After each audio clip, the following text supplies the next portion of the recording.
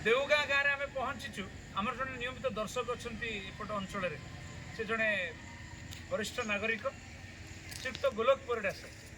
प्राणी विज्ञान डिपार्टमेंट रे डेमोन्स्ट्रेशन हिसाब से कम करुले आम कार्यक्रम देखते गाँ प्रति श्रद्धा रही सार गाँ किंतु ए गाँव में नुहे किंतु ए गाँ सहित संपर्क अच्छे श्रद्धा देखु कार्यक्रम केमी हम केमी आम पहुँचबू कौटी कौन हम सब व्यवस्था सर 3 दिन पूर्व कर रखी से सार धन्यवाद न दे रही हम ना सर नमस्कार सर अशेष धन्यवाद आप समय देले एत सुंदर आयोजन कले मुझे जानापी चाहिए आमर देवगाँ अंचल निश्चित एक बहुत सुंदर अंचल बहुत पुरातन पाठशाणी महाशय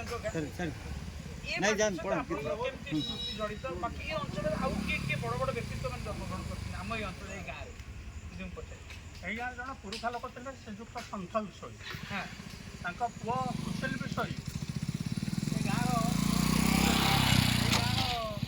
उन्नति से बहुत कार्य कर अच्छा आउ विशेष लोक को जाना आउ सर्वोपरि शहीद कृतिवास पाठशाणी गाँ ये मो अति पवित्र गाँ कृतिवास पाठशाणी 1836 मसीह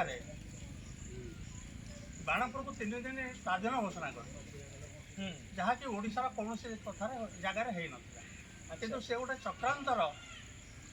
शिकार हेले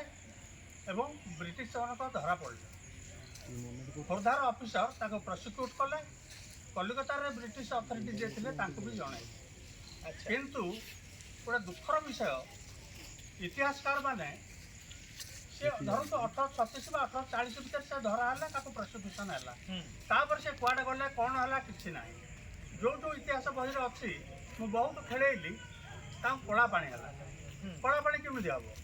1840 धरा है कला पानी आरंभ है कम 1896 1906 कार्यक्षम है जोटा कह सेलुलार जेल बोली कहूचे तेणु ताल से जाए कौन थे तेज तथ्य अच्छी कोर्टपिलार पाखे आउ गोटे दीप था वाइपर आईला अच्छा से गोटे वाइपर जेल थी ओके से 200 लोक रोते से 200 लोक मैंने श्रमिक होकर सेलुलार जेल या सेलुलार जेल पूर्व घटना कलापाणी है किंतु शेष जीवन तांकर रहस्यमय से विषय में आगू कह निश्चिंत एवं इतिहासकार ए विषय में नीरव खाली गोटे कथा जानापी से गाँटी कार्यक्रम आमर जो विशेष परिवेशन कर कहीं भल लगी आप गाँव बहुत वेल टू डू लोक अच्छा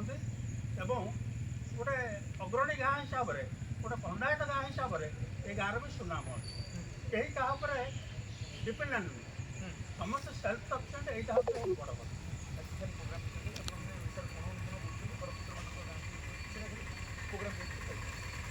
कथा